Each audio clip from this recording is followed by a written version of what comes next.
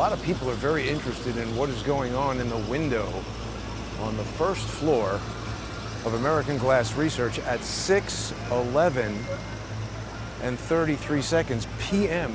in Butler, Pennsylvania on July the 13th, when shots are fired at Donald Trump.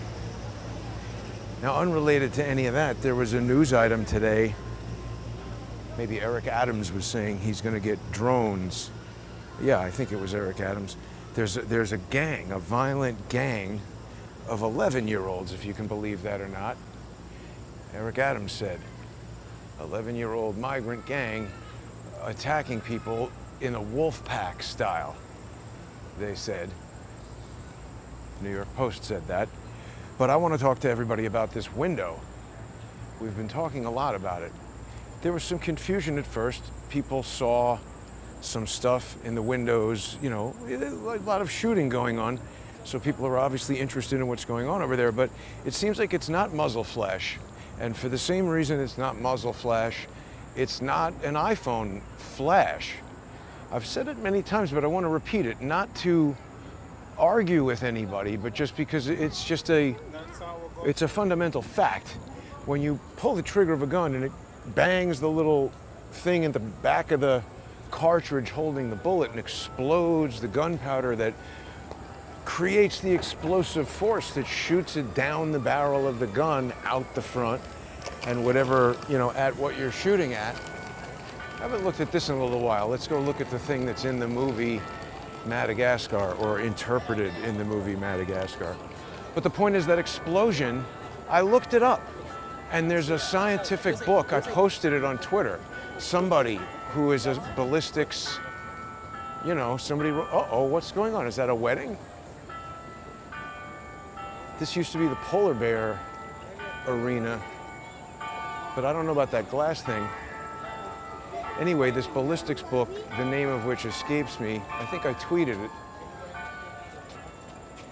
It says that the explosion, I asked ChatGPT, and then I asked it, how do you know? And it said this ballistics book. It says it's between 1/1000th and 1/500th of a second, and that makes sense to me, because when you start photographing guns and things at those and higher speeds, sorry everybody, I missed the musical interlude, or the dancing, that thing was moving around. But when you film muzzle blasts and explosions of small things like that, that's what you're doing, 1,000 frames per second, 5,000 frames per second, and then you start freezing the time and seeing what's going on with that. But if the thing takes 1,000th of a second, and you're photographing 30 frames per second, you're exposing 30 still pictures per second, and the exposure time of your picture normally is 1/60th of a second.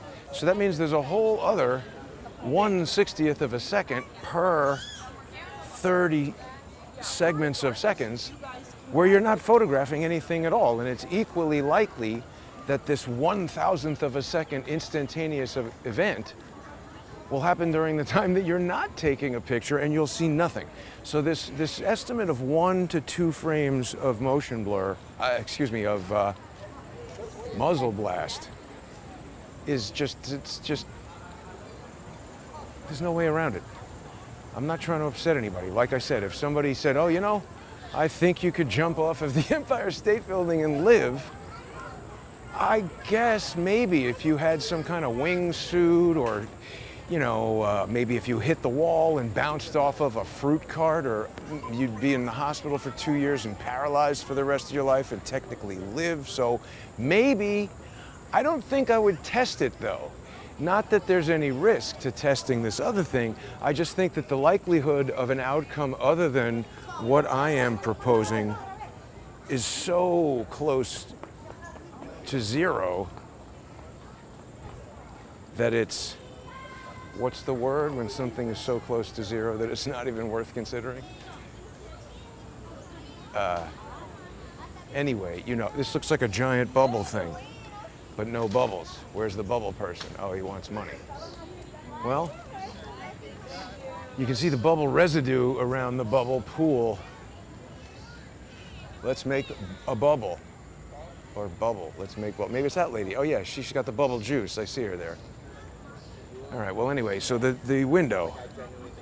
I think I figured out what it is, and I think this makes sense. So it's not muzzle blast. It's too small, too contained on screen for too many frames. Now, as far as whether it's suppressed or this test that John is proposing to do will be useful in learning about that. Let's check out the southern part of Central Park where the 11-year-old attack gang is doing its business. But it's worthwhile to test, but it's just definitely not going to stay on frame for 6 frames. That's 1/5 of a second. It's a huge amount of time. It's between 100 and 200 times the amount of time it takes to explode the gunpowder contained in the cartridge when firing a bullet. Look, here's cops doing nothing, listening to the phone while he's walking around. They really are. Oh, maybe they're here to fight the migrant 11-year-old gangs. All right.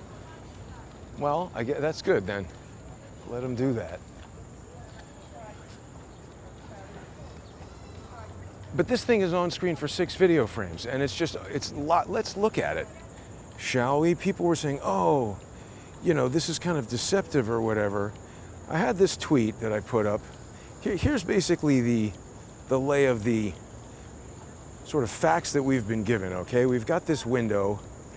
You can see that dot is just glued to the window, and we know Greg Nicol. It's important that we get his name. There's no H, there's no S. Greg Nicol. I don't know how the incorrect spelling of his name got into the mix, but I'm guilty of it myself. He walks out of the building 2 minutes after the shooting. So there's just a ton of evidence that this guy is somebody that needs to be talked to by authorities, not people. Nobody I'm talking to now, nobody watching should do anything to Greg Nichols. Don't contact him, don't contact his family.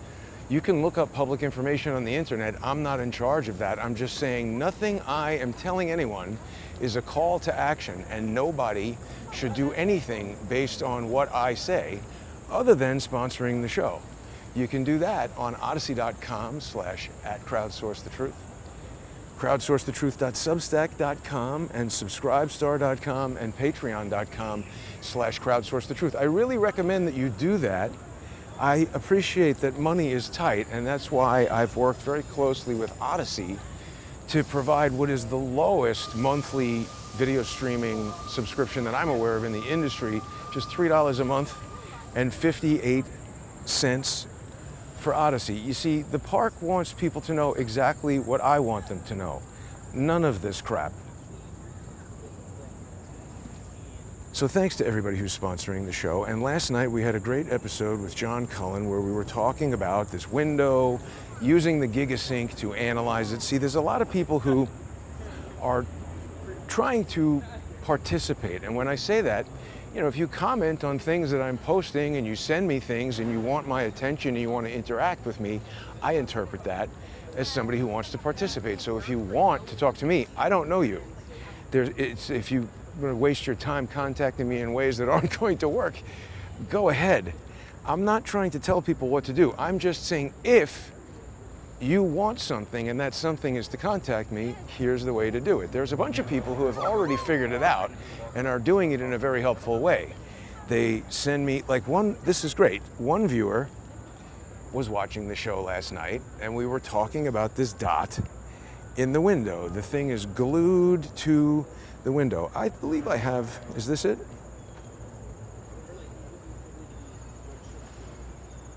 This is, it's in slow motion and far away. I think I have it close up. Let me get the close up in there. That's just a photo of it. People have seen it on the show, I think, a bunch of times, but you know, it's the dot. It shows up in the window. We could see it in the tweet there initially with Greg. It's the dot that shows up in the window. And the thing that's interesting about it is it just really stays glued. I thought I had loaded it in here. Where would it be? Maybe in imported videos? No, local recordings. Well, no, actually, no, here is where it would be. Here it is, I think. Here it is. So people have seen that. And you can see in this video, right there. Oh, this is a new one that I did with enhanced stabilization to get the window, the blow up, to move less. You can really see that that dot, it's just like glued in place, right? And so people say, oh, this is deceptive. Somebody said, no, it's not. This is a 6-frame incident, 1/5 of a second, first shown 3 times in a row at its normal speed, and then shown, I think, twice at 1/10 normal speed, so that you can really observe that phenomenon. And what I'm saying is, if it were a muzzle blast, we'd see one, it would be larger, it wouldn't be so contained as like a dot like that, it would be like a star spread out, kind of snowflake puff looking. When you look at a fire or smoke, it just never looks the same twice. It's an explosion, it just doesn't look like a dot. Secondarily, it's not an iPhone flash, as Klay Higgins had said, and I'm not condemning. A lot of people are like, oh, Klay Higgins is corrupt for not, I don't know, arresting everybody at American Glass. But he said it was a preliminary report, and people who are saying they don't want to listen to Klay Higgins anymore, do what you want. As I said, look at that mud beach. I haven't seen that before. That's sort of a new feature. Is the pond draining? Do people see that? But people are saying, oh, yeah, I'm not going to listen to Klay Higgins anymore. Well, I mean, look, John brought up a great point last night, which is that he really was the one who started this conversation about what is going on in the window when Unsteady Dave released his magnum opus of stupidity. And then when we got the body cams, the conversation shifted to what was happening actually at the moment that Trump was getting shot at. But the thing that John said last night that I found quite interesting is that, look, Klay Higgins is obviously, there's not even a question. So it doesn't matter if, it's not a question of are we getting information to Congress there. He just told you, people are talking about this thing in the window. He went and looked at it. He said the window doesn't open. And that I don't see it open in the video. Why would he lie about a window opening? Obviously somebody could check that. He also said he thinks it's an iPhone flash. Well, that's wrong. So, he's a cop and a congressman, and he knows about probably, I guess, breaking people's balls and stuff, but doesn't know a lot about photography or video or how flash strobes work. I was looking into that, and they generally say that it depends on the power setting and various other things. But again, 1/1000th of a second is a slow photo strobe. It could be as quick as 1/10,000th of a second. And you've seen that when you have those paparazzi videos, like some P. Diddy comes out of a nightclub and it's like bip, bip, bip, bip, and you see the individual frames of the individual flashes blasting the dark. The whole room gets illuminated for a split second. That's what would happen inside American Glass if somebody was in there firing flash photos in a dark room. You'd see, we can see into that window. For a moment, if the lights were on versus off in that room, it would look different. And if a giant flash went off in the middle of the room, you'd see some change in the general illumination of the room. But of course, we're not seeing that because this is a friggin' dot. It is a dot. And it doesn't move. I mean, maybe it moves a pixel or two, but the shake you're seeing in the background where the frame is tilting and, going kind of downward and diagonal, that is from where I've stabilized the video. I've said, okay, I want that building to not move. So it says, okay, in order to do that, it's like the whole outside of the picture needs to move around this shakiness. So that's the subtracted shakiness. The camera's moving a lot. If that was a reflection in the window, we would see it streak by like all those other reflections. There were reflections pointed out at other times in the video, but there's a lot of people who are trying to debunk my information here by showing a still image. Somebody showed the last frame of this sequence. Watch in the slow motion, the very last frame, it kind of squiggles. Watch it again. Somebody said, oh, what do you mean the window doesn't open? There's the window handle. There it is, you see it right there, but it's not a window handle. That is motion blur. That is the last frame of a, see, it should have play again, but you gotta go to something else. Whoops, no, we don't see that yet. All right, well, but that's motion blur on the last frame of a light that is being illuminated and extinguished in the period of 1/5 of a second. That is 100 times slower than the explosion within a gun. And in my mind, that could be roughly equivalent to the time of a human momentarily pushing a switch, perhaps to fire the infrared beam of a laser rangefinder. And see, that makes sense to me because if we look at this dot, it's sort of right at human eyeball height where you would hold a rangefinder that could have a laser on it, or you might have it on a tripod. I don't know. I've seen people operate rangefinders handheld. And so people are saying, well, what the hell would somebody need a rangefinder for in the room if there's no gun firing out of there? And that perplexed me for a little while. I said, well, maybe it's a remote gun, maybe he's controlling a remote gun. And we showed that technology exists, but I think rightly people had a hard time imagining that you'd, set up this robotic gun and rely on that. It just seems like a bad plan. And I agree. So the fact that the technology exists is not enough. It's got to be practical and likely. And I think it's definitely much more likely that if you wanted to do such a high stakes thing as try to assassinate a former president, you'd really want to make sure it was done properly. And that's another question that people have. If they have all this capability and technology and skilled shooters, how could they miss? I'll address that. But we discovered that there's this company that makes this software that you put on your tracking point rifle. Well, this is the viewer. That's the scope that the guy in the tracking point video was using. So that's the spotter, and that's what he sees on the phone through the scope. And this woman was shooting the rifle, and she's not an expert shooter at all. So the idea was he's her spotter, and I mean, she's shooting this rifle, and he sees where it's going and what the wind is and where it hits, and I guess he tells her, clock up 1 degree, right 2 degrees, pow, and then she fires. I guess.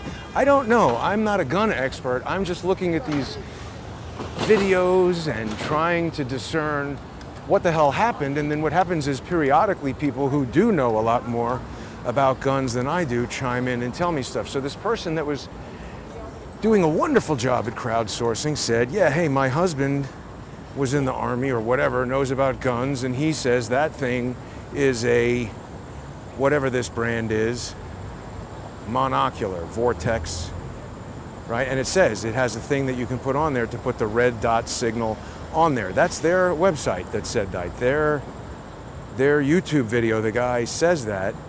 Here's a little thing that you can put a red dot laser on. So, okay. So he's standing next to her, spotting for her.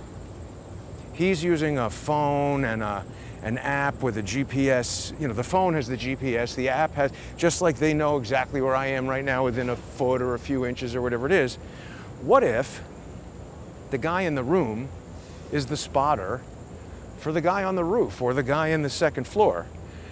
And what he's doing when that dot appears is taking a measurement on Trump or whatever to say, hey, 1 degree this way, 1 degree that way, spotter helping the sniper line up for the second shot, right? I mean, people tell me that's what the spotter does. If you know about snipers, fill me in. Does that make sense? And then people say, no, Jason, that guy's in the room and the thing is over here and over there. How could he be the spotter? He's got to be standing next to her. I don't think so, because the whole point is that is a computer that is doing all the, people watch the video and who have done it without a computer will either say, wow, that's amazing, or this is nonsense, I could do it with a dial. But my understanding is it takes some amount of the computation out and puts it in the hands of a computer. And when I have involved myself in processes like that, I have a very good understanding of how computerizing certain traditional processes can work, such as animation. Love the shoes. Animation and other things, tracking, the type of stuff I used to do with Lee and his brother.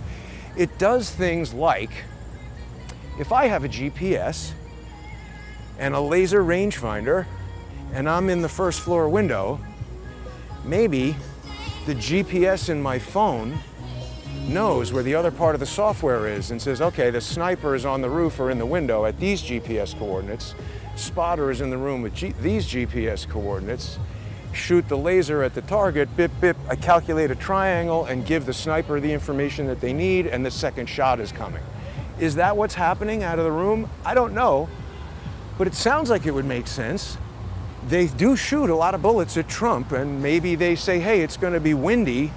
We need a spotter to tell us where the second shot should go. I don't know. I've never tried to shoot anybody. I don't know exactly what a sniper spotter is supposed to do.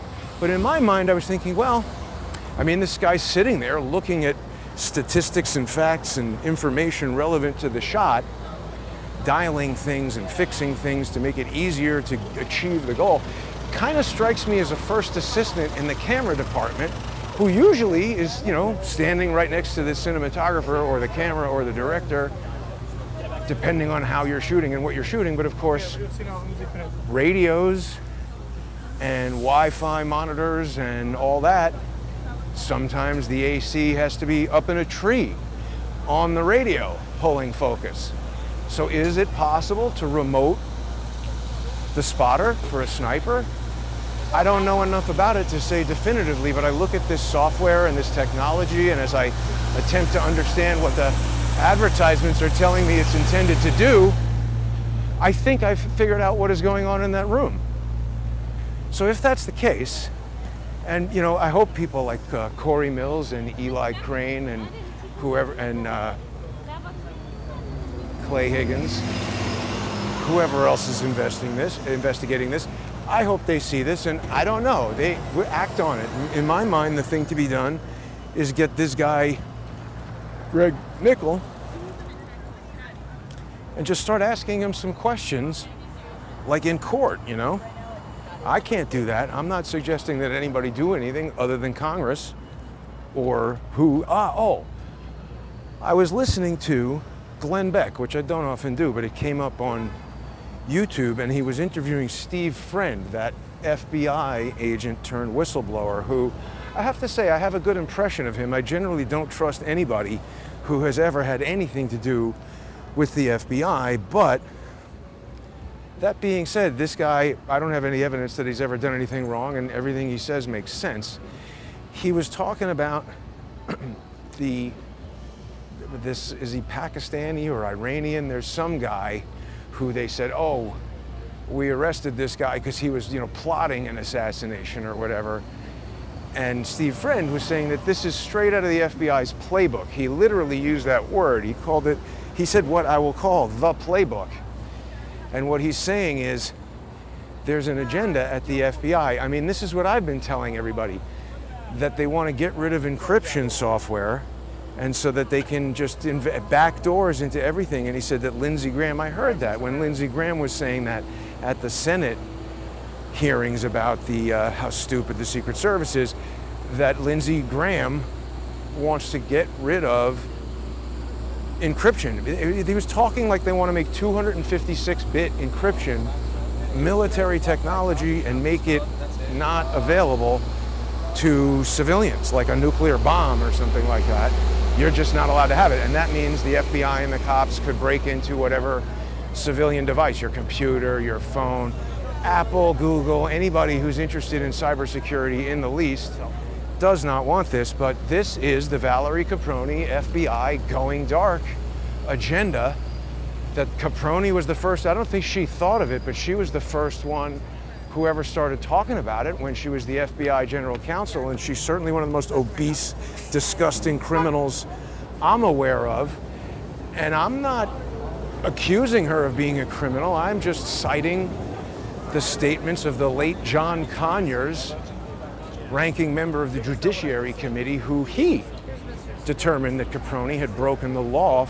I should look it up. It's like 4,000 times, 400 times, many, many, many times, all involving the violations of the Fourth Amendment and the use of these national security letters, which that's become de rigueur now. It's common practice. That's all they do, right? That's how they got Trump's DMs.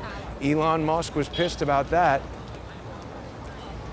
And there was something else that they just got with some kind of, they're using different names for it now, but I could tell by the way they described it, it was a national security letter.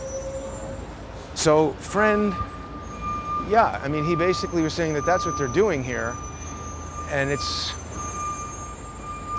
what I could tell, because George was pushing that stupid story about the Pakistani guy. He always wants people running around investigating whatever is not important to the investigation. That's why it might sometimes seem like I'm being rude.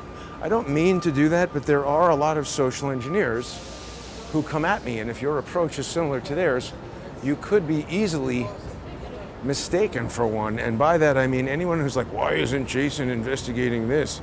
Jason should be investigating that. Why doesn't Jason do this, that, or the other? You go investigate whatever you want, and if you find something interesting and tell it to me, I guarantee I'll become interested.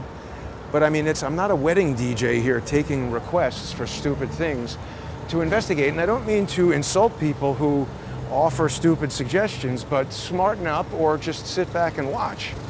Because you see, people are telling me things like, you know, could it be this? Could it be that? Did space aliens shoot Donald Trump, and was Elvis in the glass building on the first floor? I mean, you know, I can't say for sure. I haven't run those things down, but it sounds pretty stupid and unlikely. But what I'm getting at is, I just don't, someone sent me a thing, they're like, oh, here's somebody's arm coming out of the window. And I said, well, okay.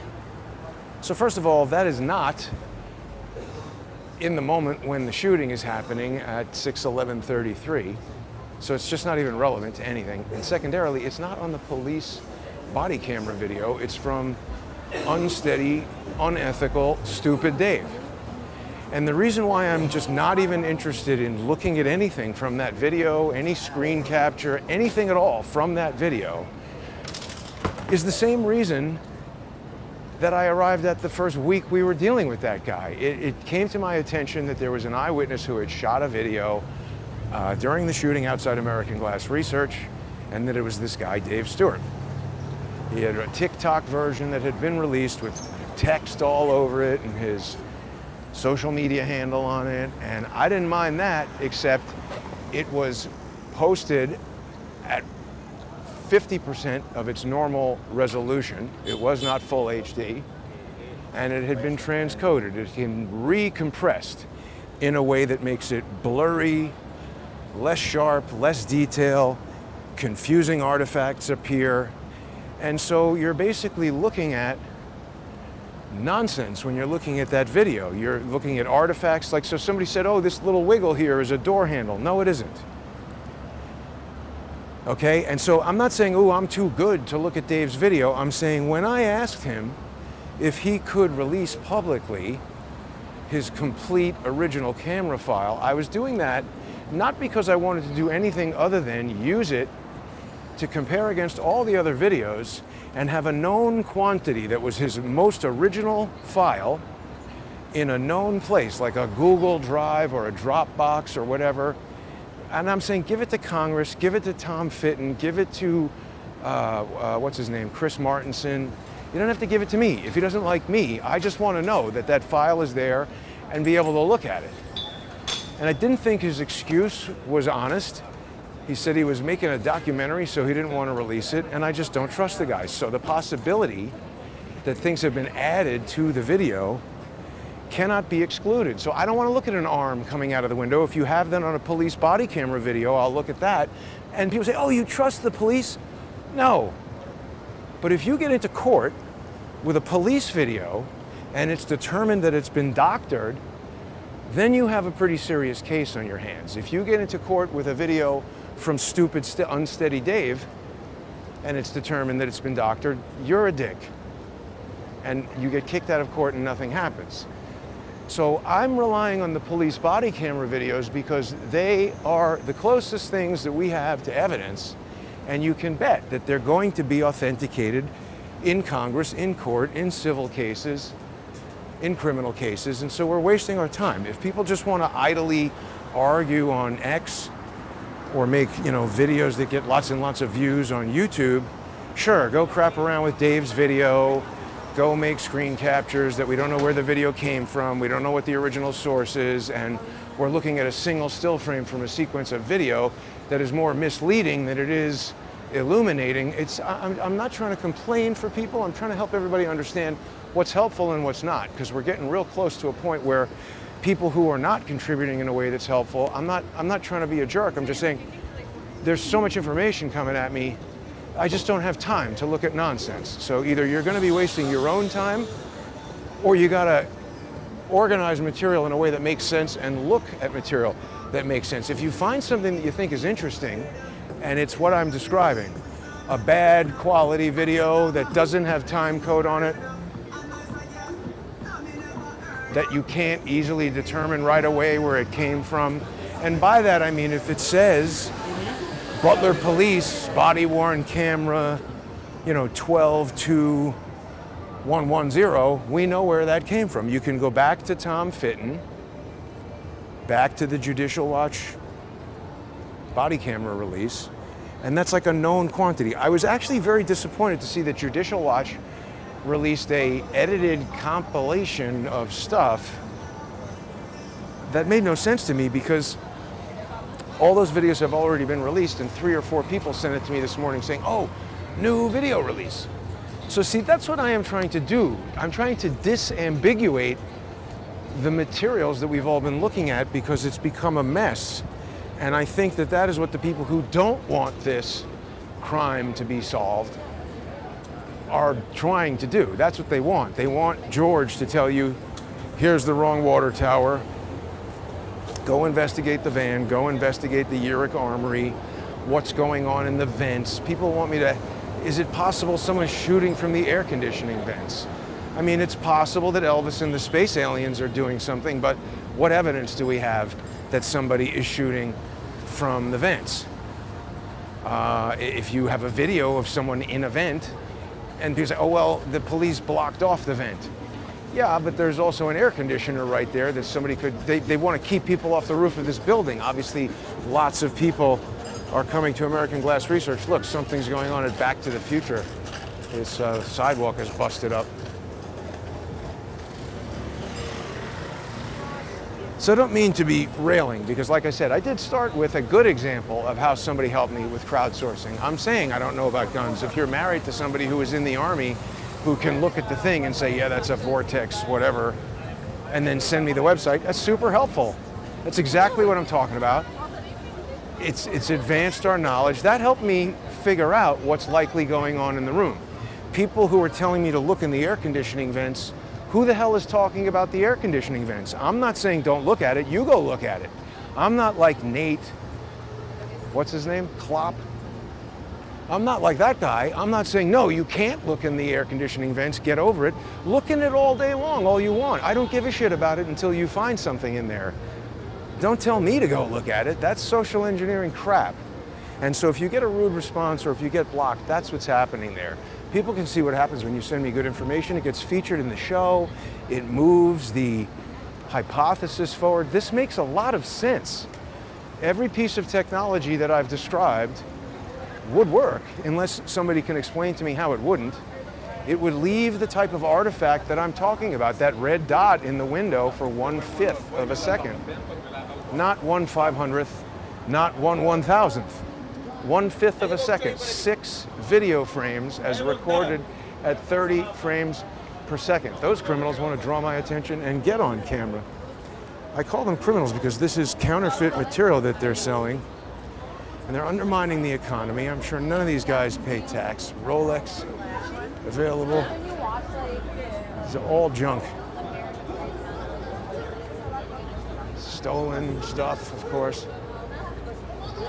This guy should go to jail. Don't buy any of this stuff if you come to New York.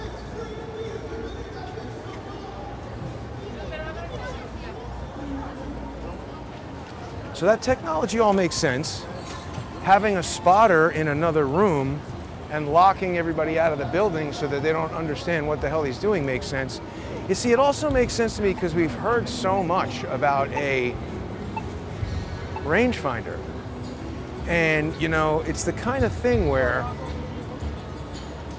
that software on the tracking point precision rifle, that probably has a couple different pieces. It's got an optical sensor on the rifle, it's got a laser that you can put on the, it's got a couple different components, and then it's got cell phone stuff and whatever.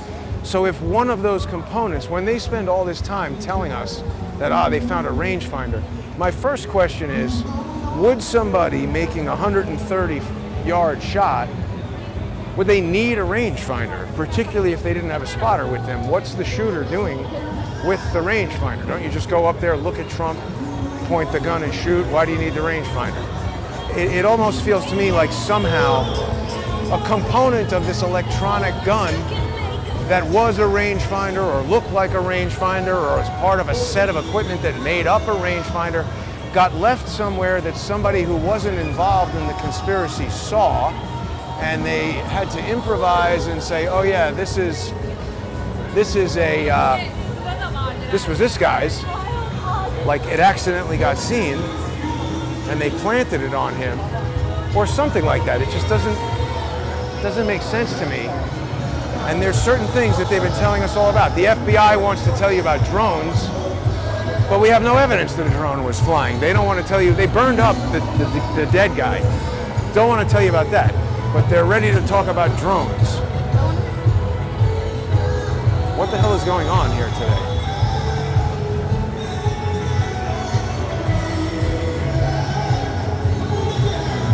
It's very loud. Pakistan, Punjab opens the door to revolution.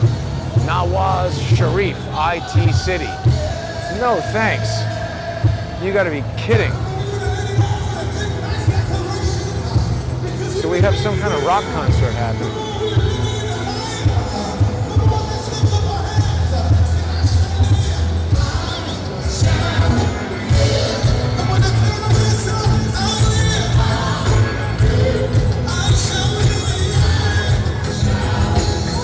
I think we got crime happening.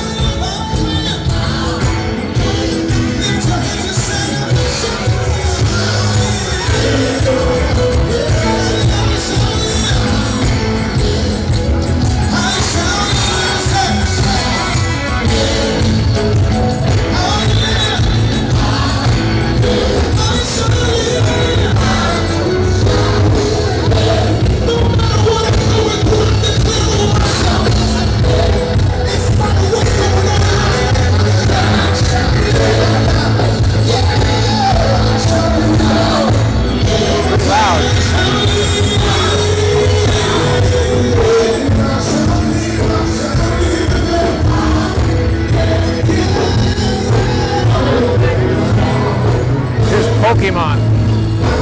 It's a giant costume, isn't it?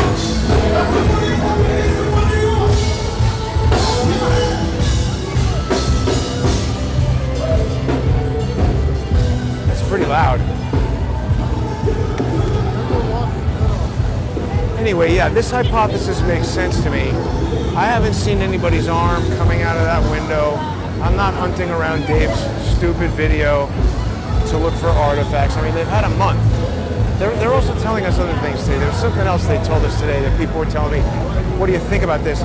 I think anything they come out with from the FBI about Pakistan or Iran is nonsense narrative massaging that, you know, they've had a month to think about what we're saying and what we're doing.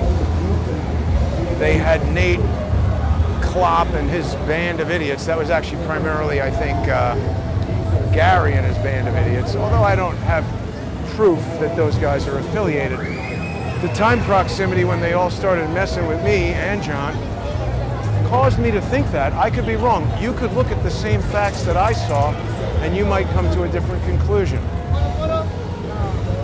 That's the beauty part. You get to decide. All these girls have kind of copied the naked cowboy. It's a whole naked thing. I guess this is something with Venezuela today. Venezuelan flags for sale. I would imagine that's a good opportunity for Venezuelan gang stuff to happen. They've really been growing.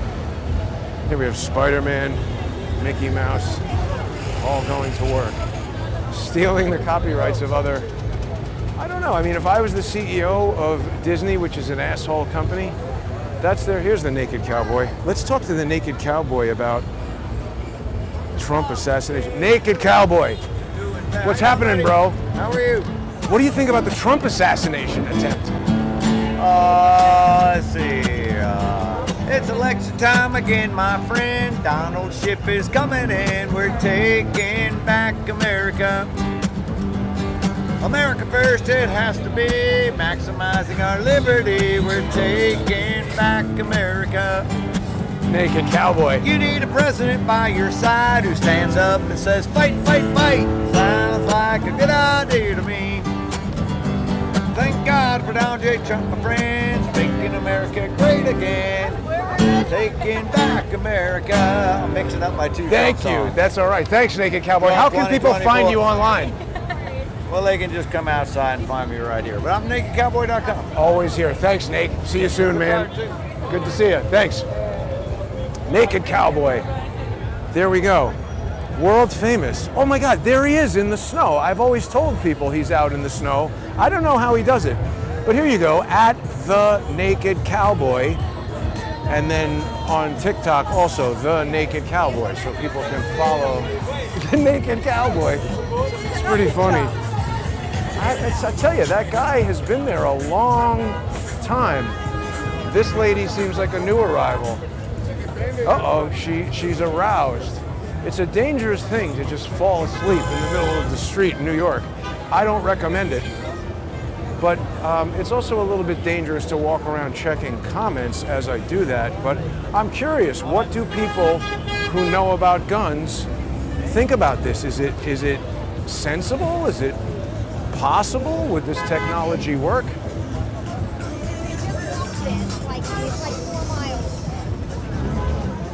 Heavy Metal says in Boston, women went topless in the street to free the boobs.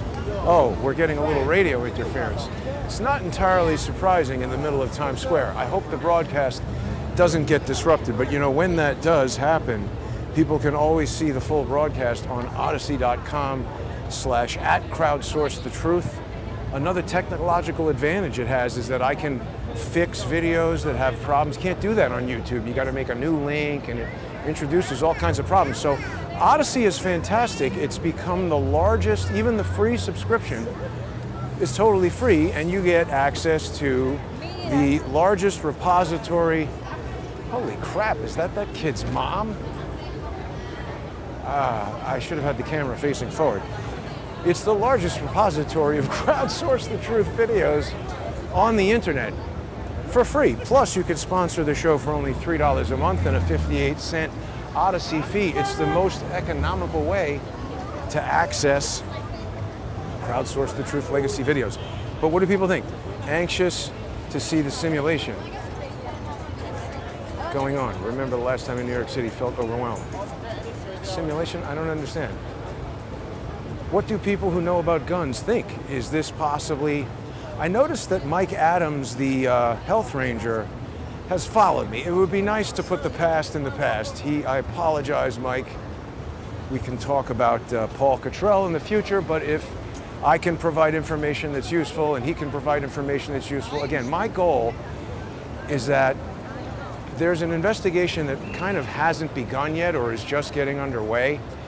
And as John pointed out, when Klay Higgins goes and investigates what we're doing, if we can get enough attention on this such that Congress feels compelled that they have to do something, that's the idea. Like maybe we've just presented evidence that will be confronted, you know, that Greg Nicol will be confronted with in court. And maybe if we hadn't all done this together, maybe that wouldn't have happened. So thank you, Mike, for the message. And I responded there on Twitter. Everybody can see what we're talking about. He said, yeah, because somebody, first I thought this was a targeting, you know, like painting a target with a laser, but some viewer who is a military person knew about that stuff. and said you can't do that with just a dot. It has to, the laser has to stay on. Not that it's not a dot, that not a momentary blast. I mean, you can't just bip it like that. You gotta leave the laser on. So that makes sense. So that eliminates that possibility. But I've used rangefinders on shoots to focus. You stand, you know, the AC stands next to the camera, looks and bing, okay, that's 142 feet on this lens. Our hyperfocal distance is that. We're going to set an f2.8. Focus starts here, goes to there. We're calculating all this stuff. So you use a rangefinder, and the ones that I've used, you can either, have almost a trigger or a button, and you just either hold it and the laser stays on, or you tap it and it just bip, it would do that. So if he just like, okay, get the measurement again because Trump moved, bing, tap it, and it automatically sends something to the rifle that tells the sniper what to do. That's my understanding of what that software in the tracking point video is doing. Maybe I don't understand it, and somebody who does will tell me how I've got it wrong. But that's the purpose of putting this information out. Not to be right, not to be first. If I'm helpful and I'm able to do that, that's good, but I'm not like trying to rush to break stories, or a lot of people are also asking me, where do I think the shooters were? That's not something that I think I'm able to calculate really from what I'm looking at. I'm just looking at evidence that I see. Yeah, Paul Cottrell is a guy, a George Webb associate, who I became very upset when Mike Adams was interviewing him. I don't want to go back to the stuff that I was disagreeing with Mike Adams about. I'd like to focus on the things that he and I could agree upon, and if there's a way that his work and my work can intersect and help something. Okay, so this weed store is back open. It's interesting. I guess they just close them, open them again, close them. But anybody who wants to look at this can, and people also got a great look at GigaSync in operation last night. It's not really something that I can or want to share as an open source like here, everybody have it and work on it, because I don't think that that would help that tool improve. The idea is, and it's also, somebody was like, oh, that sequence that you made, this one here, he said, that's misleading. And I said, well, maybe you don't, I didn't say this, I thought this. I said, maybe you don't understand what you're looking at, but I disagree that it's misleading because I've got time code numbers in there. I tell you exactly what camera it's come from. You see in the upper right-hand corner there? Everybody can see that. And so if somebody thinks what I've put there is somehow misleading or false or not true to the original video, just go to Tom Fitton's Judicial Watch release, download that video, go to that time code point, and scrutinize that video all you want. Download my video here from Twitter. Do people know how to do that? How to download Twitter videos? But just look at it, go through, and you look at whatever you want. It's not a magic trick. I'm using these essentially open source videos now. Tom Fitton, Judicial Watch, put it out. Everybody can get it. That's the idea. The output from it is open source. How I got there is transparent. The source material for it is open source. That's what's open source about it. This is like my tool that I'm not. The reason I don't want to give it to anybody is that it's then going to become a whole lot of interaction with somebody who's like, oh, I'm trying to do this and it's not working. It's like, I don't want to get in the tech support business.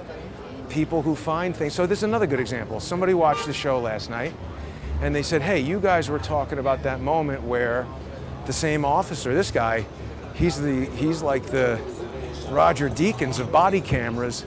He captures, this is the guy who climbs up to the roof. And remember, the body cam is kind of, when you see cops, it's like here. So when it makes sense that the camera is like just peeking over the roof. His whole head is up there. And the same thing we're talking about with parallax, right? As his head goes up, he will see that guy. It looks like the shooter on the roof maybe threw something at him, is what it looks like to me. And somebody watched that and said, hey, there's a frame after what you were pointing at that also has something flying through the air. And that person did a screen capture of our show at the moment that it happened, where my software interface was up there, and that has the time code number on it. So I'm able to find exactly what this person is talking about. If I have to spend 10 minutes hunting around to find everything that every person sends me, I do nothing but that all day, and it becomes counterproductive. So I'm not saying that my time is more important than your time or anything like that. I'm just saying this is like 1,000 people coming at one, and if 980 of them are just sending crap, it's a signal to noise ratio issue that I'm just trying to address with people who want to participate. By the way, nobody has to do anything. People can just watch, wonder, question, and all that sort of stuff. So again, I'm not saying don't ask questions. I'm just saying don't ask them of me. If you're worried about what's going on in the air conditioning vent, I'm not talking about that right now. I don't think there's anything going on in the air conditioning vent, and you should be able to look at what I'm talking about and understand that that takes me away from the focus. Telling me about something that's going on with something that I'm talking about, super duper helpful. So anyway, we'll see if we are able to get Congress to do anything to these guys. A lot of people also like to put in comments telling me nothing's going to happen. Well, okay, yeah, that's possible. But I mean, you know, that's like saying someday everybody's going to die, so why bother doing anything? I don't really like that attitude.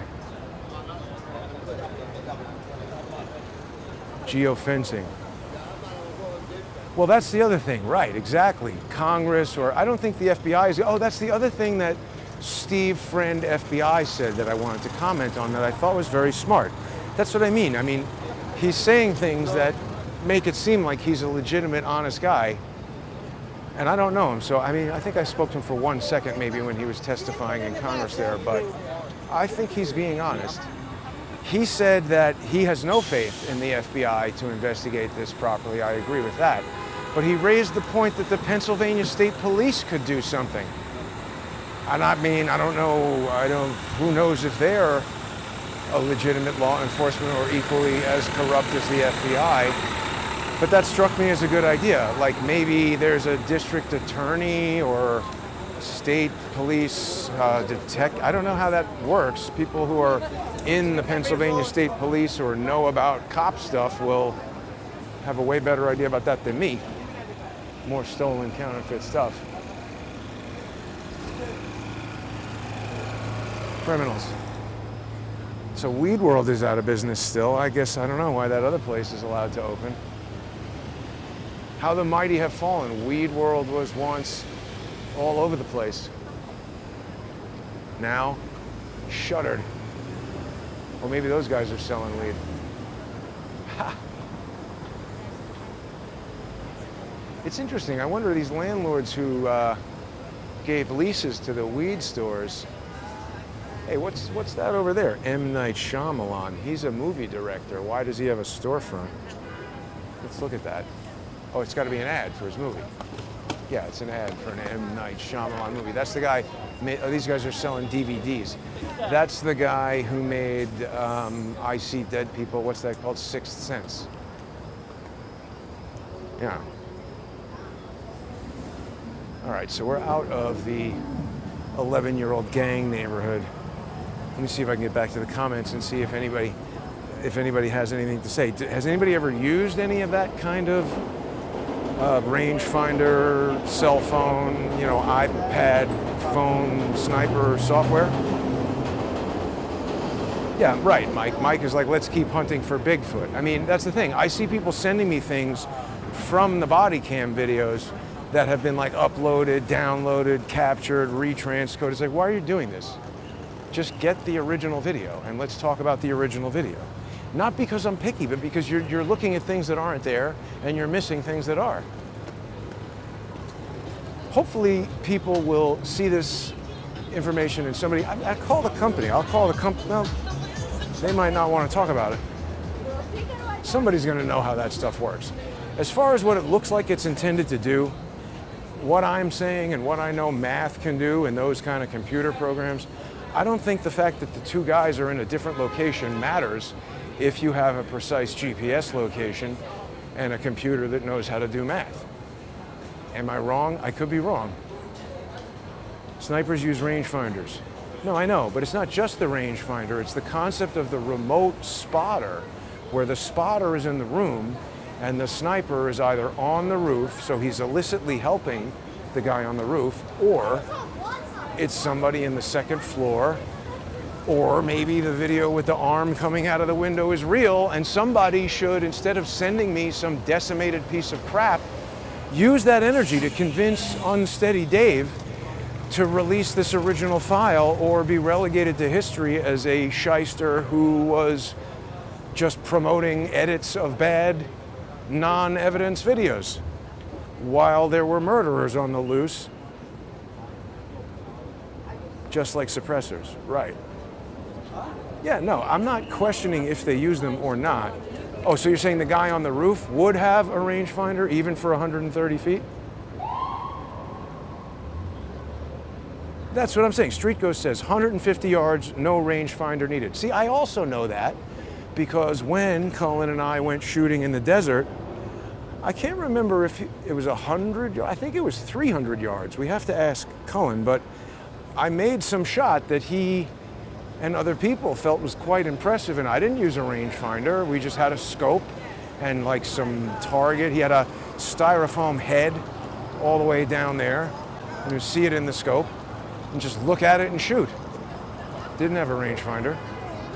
So that's what I mean. Why would he even have that there? Plus, if you're a 20-year-old kid who spent all this money on explosives, and how is any of this happening? This is like the baby or something. I don't know who this guy is.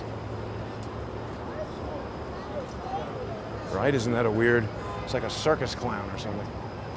It is Madison Square Garden. Maybe the circus is in town. When I was a kid, this is where you would go to see the circus. Smell like elephant crap in there. Actually, the last time I went to the circus, I guess with my first wife. Yeah, we went to some Russian circus. This was hilarious. Russian circus is much different. They had dogs that could do handstands. And I was like, what? I couldn't believe it. And Tatiana said, all dogs can do a handstand. And I was like, what the hell are you talking about? I've never seen a dog do a handstand before. But you gotta understand, it's almost like Trump. You gotta be able to interpret. What she meant was any dog could be trained to do a handstand through a rigorous process if you begin when they are young and they have strong forequarters. But it's shorthand, all dogs can do a handstand. And it's like, okay, I get it. Same with Trump. He's like, Elon Musk, you're a brilliant genius. Everything you make is obsolete. This is a wheel and a wall. It works. Trump is hilarious, even if you don't like him, undeniably funny. So this is getting better, I suppose, as it gets closer to done. It still looks pretty junky for how long they took to make it, I think. Been about an hour here on this walk, and I am eager to hear what some gun experts will think. Because, right, I mean, last night, Cullen said, you take the first shot and then dial the next. And I remember thinking, like, boy, seems like a kind of a bad process. What if it's important that you hit on the first shot? And I guess it is, obviously that's preferred, but if you didn't, wouldn't you want a spotter rather than not have a spotter?